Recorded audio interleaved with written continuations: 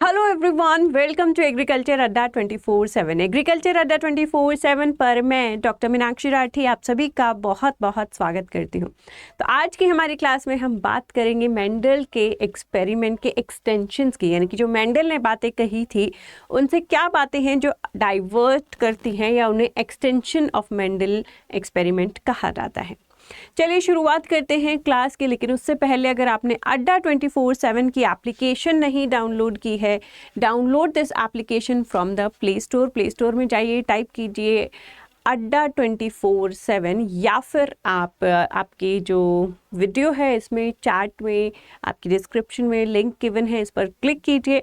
जैसे ही लिंक पर क्लिक करेंगे you will be able to download this application. इसमें आपको लॉगिन करना है और लॉगिन करने के बाद एग्रीकल्चर सेक्शन को चुनना है। जैसे ही आप इसमें एग्रीकल्चर सेक्शन को चुनते हैं, एग्रीकल्चर से रिलेटेड बहुत सारे ऑप्शंस यहाँ आपको मिलते हैं, जिसमें आपको सब्जेक्ट वाइज क्विज मिलेगी, जॉब अलर्ट्स मिलेंगे, पावर कैप्सूल्स मिलेंगे जो आपकी एग्जाम प्रिपरेशन को बूस्ट करते हैं। So go ahead and download the app right now. And अगर अभी तक एग्रीकल्चर अड्डा 24/7 को सब्सक्राइब नहीं किया है, do subscribe this channel and press the bell icon so that हमारी वीडियोस पहुंचे आप तक सबसे पहले। यहाँ पर आपको सुबह 10 से शाम 8 बजे तक रेगुलर क्लासेस मिलती हैं एग्रीकल्चर अड्डा 24/7 पर, जो आपके हर एग्रीकल्चर एग्जाम में बहुत बहुत काम आने वाली है। So do subscribe and press the bell icon ताकि क्लास से पहले आपको नोटिफिकेशन मिल जाए and you do not miss anything, और आप कुछ भी मिस ना करें। चलिए तो अब शुरुआत करते हैं आज की क्लास की। तो मेंडल ने कुछ बातें कही थी, हम उनको रिपीट करते हैं। बल्कि अगर आपने पिछली क्लास नहीं देखी है, डू वॉच द क्लास जहाँ पर हमने मेंडल के एक्सपेरिमेंट को डिस्कस किया है। तो मेंडल कहते हैं कि भाई एक स्पोर्ट या एक जीन के दो फॉर्म्स होती हैं। एक फॉर्म को डोमिनेंट फॉर्म कहा जाता है और दूसरी फॉर्म को रिसेसिव फॉर्म कहा जाता है। ये हम पिछली क्लास में पढ़ चुके हैं। डोमिनेंट फॉर्म वो फॉर्म होती है जो सारे F1 जनरेशन में विजिबल होती है, लेकिन हमने देखा है कि कभी कभी हमारे पास ऐसा केस होता है कि ना तो हमें डोमिनेंट ट्रेट मिल रहा है ना हमें रिसेसिव ट्रेट मिल रहा है, हमें कोई थर्ड ही ट्रेट मिल रहा है। जैसे हमारे कलर्स होते हैं, है ना, जब आप डिफरेंट कलर्स को मिक्स करते हैं तो डिफरेंट कलर बन जाता है। ब्लू ग्रीन को मिक्स करते हैं तो साइन बन जाता है ना। रेड येलो को मिक्स करते हैं तो ऑरेंज बन जाता है। वाइट रेड को मिक्स करते हैं तो पिंक बन जाता है। तो यानी कि जब दो ट्रेट आपस में मिक्स हो रहे हो या एक कंप्लीटली डोमिनेट नहीं कर पा रहा हो तो उसे कहते हैं इनकम्प्लीट डोमिनेंस। इनकम्प्लीट डोमिनेंस का सबसे फेमस एग्जाम्पल है स्नैपड्रैगन फ्लावर्स, है ना। तो जब आप इसमें देख पा रहे हैं, जब एक रेड कलर का फ्लावर एक वाइट कलर के फ्लावर के साथ क्रॉस करवाया जाता है तो आपको वैसे अगर हम मेंडल के एक्सपेरिमेंट के हिसाब से देखें, क्योंकि रेड कलर के फ्लावर में कैपिटल R जीन है ना, कैपिटल R है, और वाइट में स्मॉल r है, यानी कि ये डोमिनेंट ट्रेट है। तो जब F1 आपको मिलेंगे, जब आप ऐसे दो प्लांट्स के बीच क्रॉस करवाएंगे तो आपको एक मदर से मिलेगा, एक फादर से, यानी कि एक कैपिटल R और एक स्मॉल r मिलेगा। ये सारे के सारे प्लांट कैसे होने चाहिए थे? रेड होने चाहिए थे, है ना, रेड होने चाहिए थे। बट ऐसा नहीं हो रहा, हमें रेड की जगह पे पिंक कलर के फ्लावर्स मिल रहे हैं।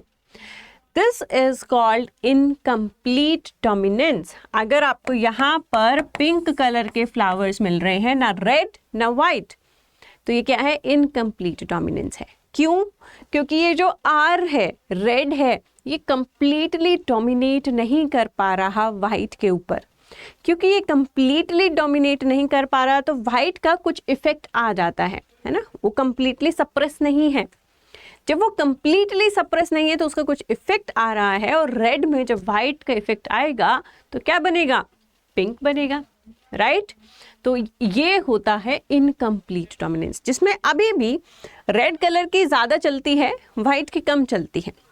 लेकिन अब इसमें वाइट का इन्फ्लुएंस आ रहा है, क्योंकि R जो है वो कंप्लीटली डोमिनेट नहीं कर पा रहा है, तो इसको इनकम्प्लीट डोमिनेंस कहते हैं। ठीक है। इनकम्प्लीट डोमिनेंस में जब आप F2 जनरेशन को देखेंगे तो आपको कुछ वाइट कलर के फ्लावर्स भी मिलेंगे, कुछ रेड कलर के फ्लावर्स भी मिलेंगे और कुछ पिंक कलर के फ्लावर्स भी मिलेंगे। The second phenomena here is codominance. Now what is this codominance? Again Mendel ने तो कहा था एक डोमिनेंट एलील होता है और एक रिसेसिव एलील होता है, लेकिन ये ज़रूरी नहीं है। जहां डोमिनेंट एलील में, ठीक है, डोमिनेंस में क्या होता है, डोमिनेंस में क्या होता है, एक की 100% चलती है जो कैपिटल होता है, और जो बेचारा स्मॉल होता है उसकी कोई नहीं सुनता, कोई नहीं मानता, उसकी 0% चलती है। वही इनकम्प्लीट डोमिनेंस में क्या होता है, 70 से 80% तक इसकी चलेगी, लेकिन अब इसमें 10 to 20% छोटा वाला भी पार्टिसिपेट करते हैं। भाई मैं छोटा हूं तो क्या बोलने का क्या अधिकार नहीं होगा, है ना। तो भाई जब जैसे होता है ना, हमारे फादर की ही चल रही है घर में या हेड ऑफ द फैमिली की घर में चल रही है, सारे डिसीजंस उनके हैं, तो वहां पर आप रिसेसिव हैं, राइट। लेकिन कुछ डिसीजंस में आपको माना जाता है ज़्यादातर फादर के ही डिसीजन चल रहे हैं, तो लेकिन कुछ पार्टिसिपेशन तो आपका है, कौन सी बाइक लेनी है, कौन सी कार लेनी है, पापा वो वाली अच्छी है, उसकी एवरेज अच्छी है ना। तो यहाँ पर कुछ इन्फ्लुएंस आपका है, तो यहाँ पर इनकम्प्लीट डोमिनेंस है फादर की। लेकिन को डोमिनेंस यानी कि 50-50 जैसे अक्सर लाइफ पार्टनर्स में होता है, वैसे होता नहीं है राइट। 50-50 की पार्टनरशिप यानी कि दोनों बराबर के हैं भाई, ना कोई बड़ा ना कोई छोटा। अब क्या होगा, किसकी मानी जाएगी?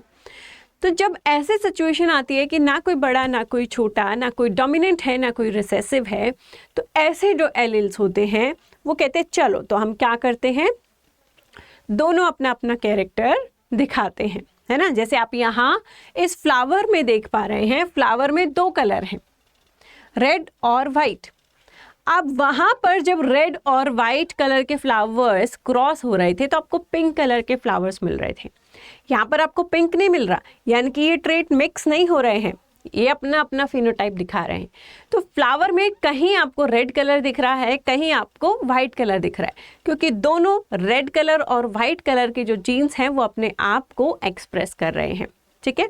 तो यहाँ पर क्या है, कोडोमिनेंस है। सेकेंड, आप इन पपीज के एग्जाम्पल में देख लीजिए, है ना। Actually they are not puppies, they are dogs, right. So जब एक ब्लैक कलर के डॉग को एक वाइट कलर के डॉग के साथ क्रॉस करवाया जा रहा है, तो आपने ऐसे पपीज देखे होंगे, है ना, जो डुअल कलर के होते हैं। तो भाई ना तो ये ब्लैक वाला डोमिनेट कर पाया पूरा, ना वाइट वाला डोमिनेट कर पाया, दोनों 50-50 हैं, बराबर शक्तिशाली हैं। बराबर शक्तिशाली हैं तो ये जो बीच का डॉग है, जो उनका हाइब्रिड है, वो कहीं से वाइट और कहीं से ब्लैक हो गया है ना। ऐसी काउस भी देखी होंगी आपने बहुत सारे फ्लावर्स देखे होंगे जो कहीं से डिफरेंट कलर दिखा रहे हैं, कहीं से डिफरेंट कलर दिखा रहे हैं। जनरली आपके डॉग फ्लावर्स में देखने को मिलता है, और भी बहुत सारे क्राइसेंथेमम्स में भी देखने को मिलता है। बहुत सारे फ्लावर्स में हम ये देखने को मिलता है कि एक ही फ्लावर में 2 या 3 कलर हैं, है ना। That is due to codominance, क्योंकि दोनों एलील्स में से कोई भी डोमिनेंट या कोई भी रिसेसिव नहीं है, तो दोनों अपना एक्सप्रेशन करती हैं, तो इसे कोडोमिनेंस कहा जाता है।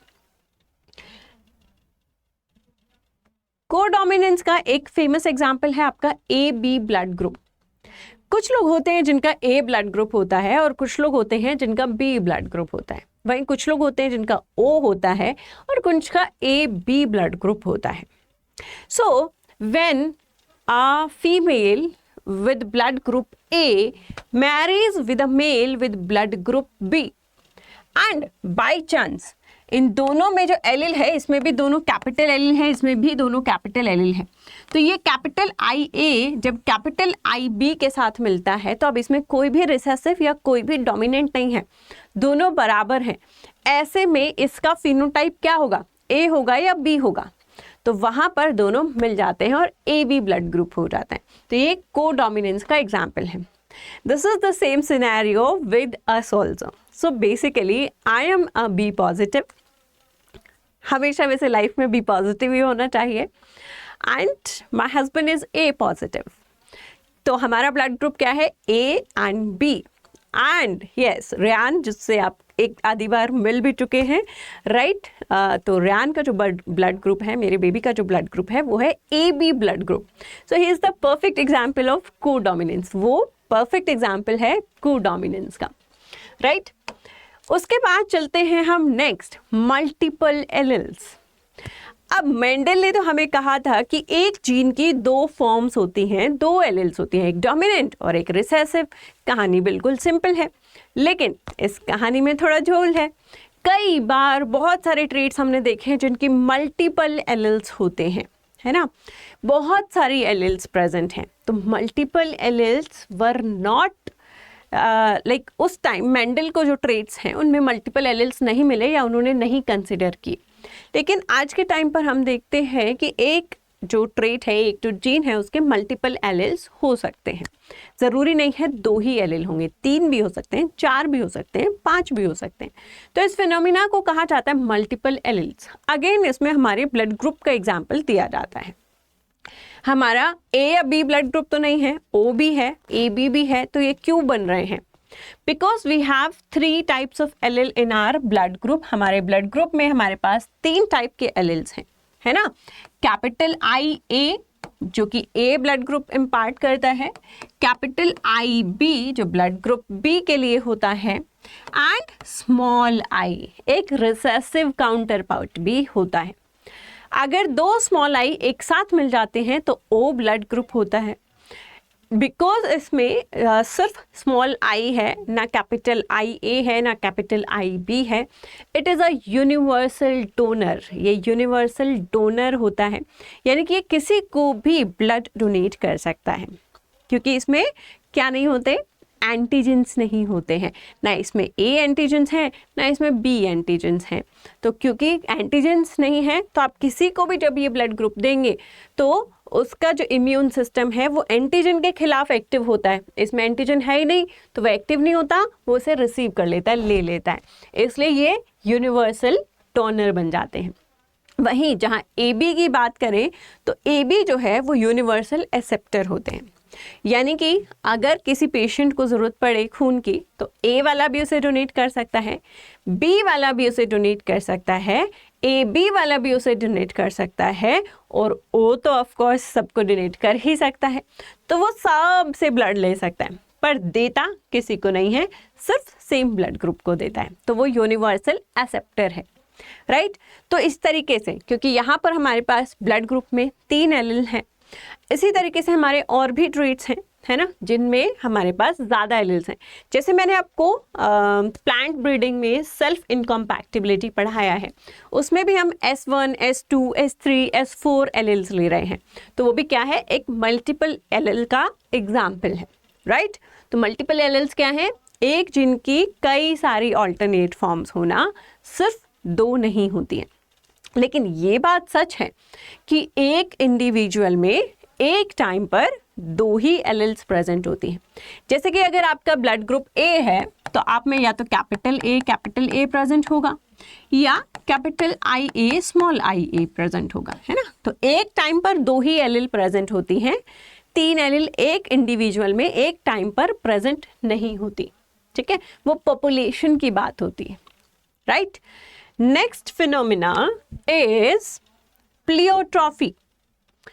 सो जब तक मेंडल काम कर रहे थे, मैथमेटिक्स काफ़ी सिंपल सी थी भाई, एक जीन है और एक ट्रेट है ना।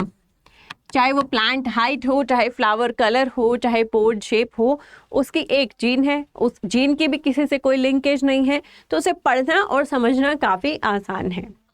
लेकिन अब हमने विद रिसर्च जाना कि ऐसा ऐसा बिल्कुल भी ज़रूरी नहीं है I'm sorry। तो ऐसा बिल्कुल भी ज़रूरी नहीं है कि एक ट्रेट की एक ही एलील होगी। कई बार क्या होता है, एक जीन जो है बहुत सारे ट्रेट्स गवर्न करती है ना। जीन एक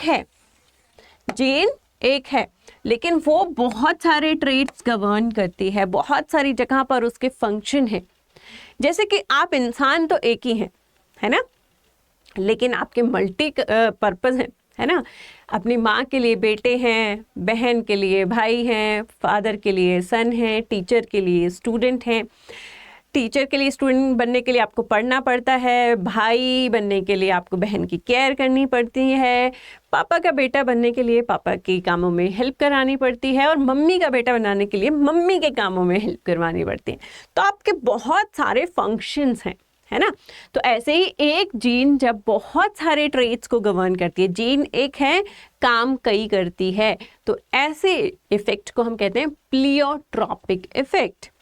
जैसे कि पिगमेंटेशन, एक जीन का काम है पिगमेंटेशन क्रिएट करना, है ना। अब पिगमेंटेशन जहाँ भी मुझे चाहिए होगी, चाहे वो मेरा स्किन कलर हो, मेरे बालों का कलर हो, है ना, मेरी आईज के प्यूपिल का कलर हो, वो हर जगह इफेक्ट करेगी, क्योंकि इन हर जगह मुझे पिगमेंटेशन चाहिए थी। अगर वो पिगमेंटेशन के जीन्स कम पिगमेंटेशन बना रही है तो मेरा स्किन कलर भी लाइटर होगा। गोरे लोगों के सिर्फ स्किन लाइट नहीं होती, अक्सर उनके बाल भी भूरे होते हैं, है ना। क्यों? क्योंकि उनकी फिर बालों में भी पिगमेंटेशन कम होती है। उनकी आंखें नीली होती हैं क्योंकि उनकी आंखों में भी पिगमेंटेशन कम होती है। तो एक काम से कई काम जुड़े हैं, तो इसको हम कहते हैं प्लियोट्रॉपिक इफेक्ट। इसको हम प्लियोट्रॉपिक इफेक्ट कहेंगे। तो ये भी मेंडल ने नहीं सोचा था या नहीं बताया था। उसके बाद आता है एपिस्टेसिस। तो मेंडल कहते हैं कि दो जीन्स, है ना, जब दो ट्रेट पढ़ रहे थे, डाई हाइब्रिड क्रॉस पढ़ रहे थे, दे कैन इंडिपेंडेंटली एजॉर्ट, राइट, वो इंडिपेंडेंटली एजॉर्ट कर सकती हैं। तो वहाँ आपकी दो चीज़ें आती हैं, लिंकेज और एपिस्टेसिस। ठीक है, लिंकेज और एपिस्टेसिस में फ़र्क क्या होता है ये भी बता देते हैं, है ना। तो अगर एक क्रोमोसोम में दो जीन्स आसपास हैं, एक दूसरे के पास होती हैं, they are physically linked with each other. क्योंकि वो फिजिकली लिंक्ड हैं तो वो एक साथ ट्रेवल करती हैं, यानी कि वो एक साथ जाएंगी जब भी चाहेंगी, है ना। वो होता है ना आपका बेस्ट फ्रेंड जिसके साथ आप एक ही बेंच पे बैठते हैं, एक ही क्लास में, उसी के साथ पानी पीने जाते हैं, मैम हम दोनों को साथ पानी पीने जाना है। छोटे क्लासेस में होता है, बड़ों में नहीं होता ऐसा, है ना। तो वो क्या है, लिंक्ड है। वही एपिस्टेसिस होता है, लिंक्ड नहीं है, जीन्स दूर दूर हैं, जीन्स दूर दूर हैं, पर फिर भी एक दूसरे के इफेक्ट को मॉडिफाई कर पाती हैं। That is called epistasis. उसे क्या कहते हैं, एपिस्टेसिस कहते हैं। वो फ्रेंड जिसके साथ आप बेंच पर नहीं बैठते हैं, जिसके साथ आप पानी पीने नहीं जाते हैं, लेकिन अपना इंपॉर्टेंट डिसीजन लेने से पहले आप उसको फ़ोन करके पूछते हैं, और वो आपके हर डिसीजन को इन्फ्लुएंस करता है, आपकी लाइफ को इन्फ्लुएंस करता है ना। इसीलिए किसी समझदार व्यक्ति ने कहा है कि फ्रेंड्स हमेशा सोच समझ कर बनाने चाहिए। वैसे dogs are good friends to humans, dogs अच्छे फ्रेंड्स हैं ह्यूमंस के। तो ये क्या है, एपिस्टेसिस है। जैसे कि यहाँ पर हम एग्जाम्पल में देखेंगे, यहाँ पर देखिए हमारे पास दो जीन्स हैं, ई और बी। ठीक है, यहाँ पर हमारे पास कितनी जीन्स हैं, दो जीन्स हैं, ई और बी। जब हम देखते हैं कि सारे स्मॉल हैं, ई बी बी सारे स्मॉल हैं, तो हमारा डॉग ऑलमोस्ट क्रीम कलर का है ना।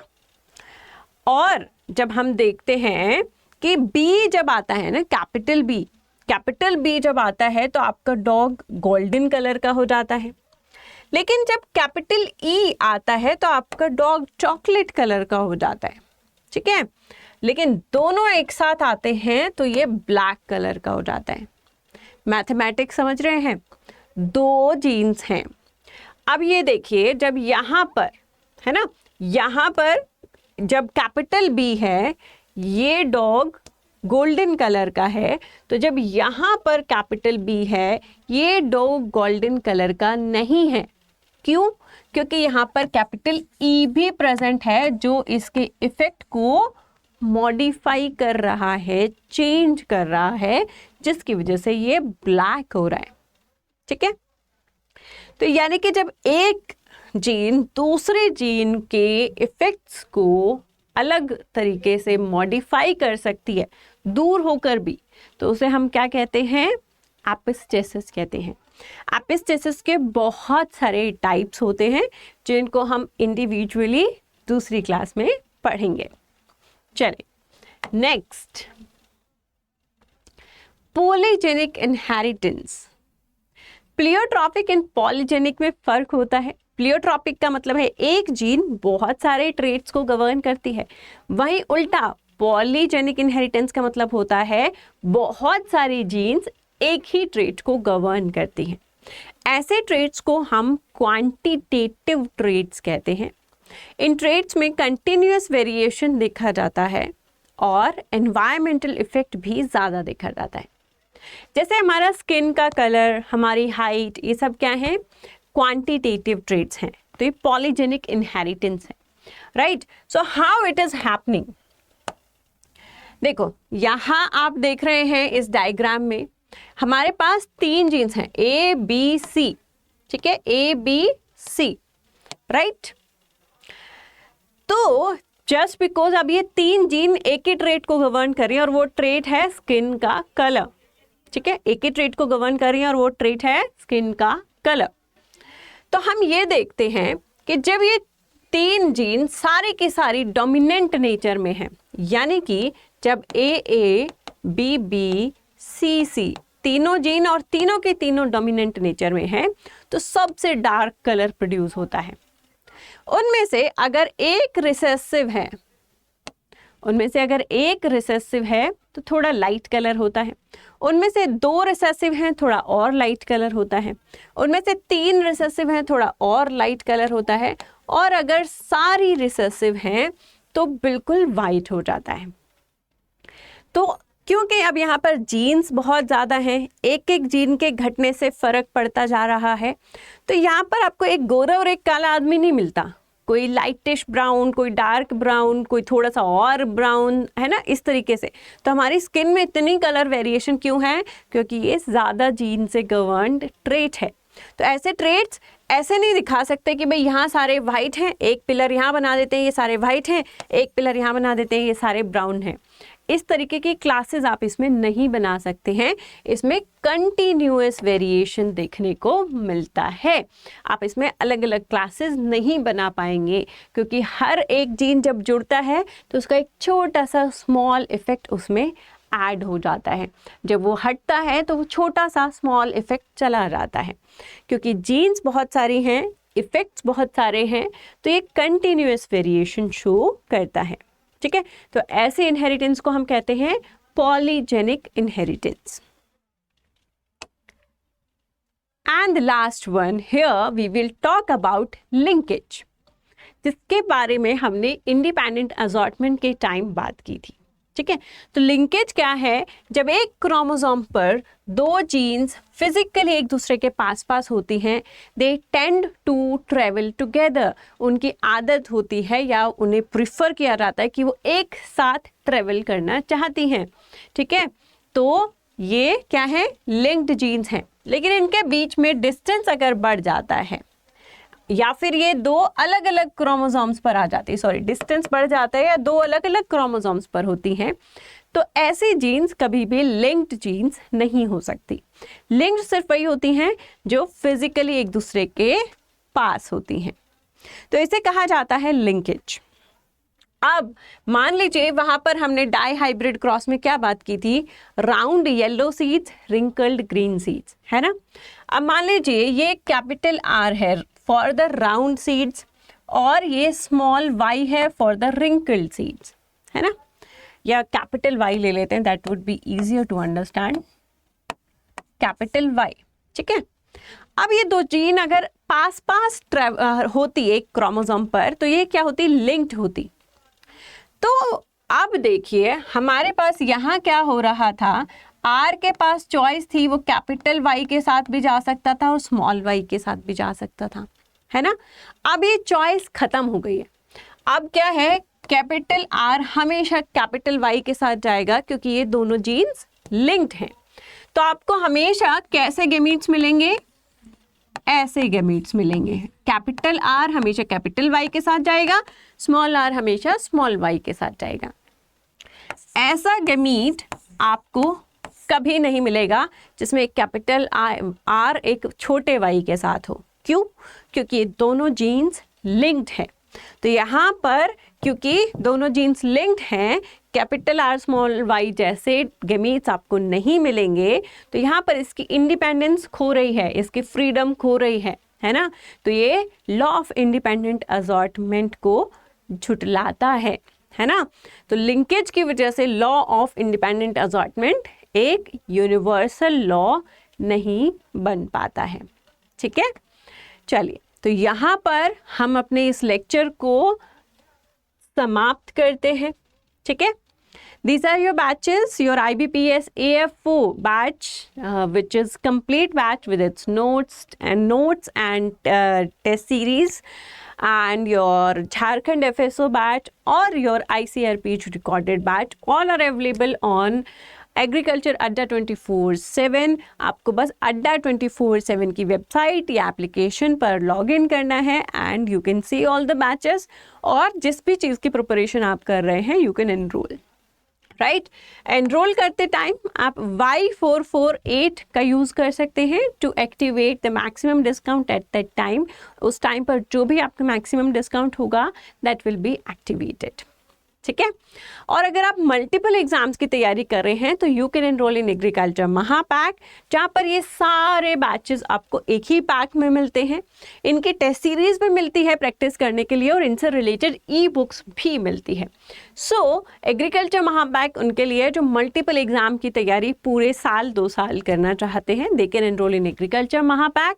The fees is 7,359 and you can use the code Y448A to enroll in the batches. Right, कैसे एनरोल करना है ये भी मैं आज आपको बताऊंगी, लेकिन क्लास को शेयर करना बिल्कुल ना भूलें। Do like the class and tell me in the comment box if you have any queries, if you have any doubt और any recommendation for me. Right, तो यहाँ से अब हम चलते हैं अड्डा के टूर पर। चलिए,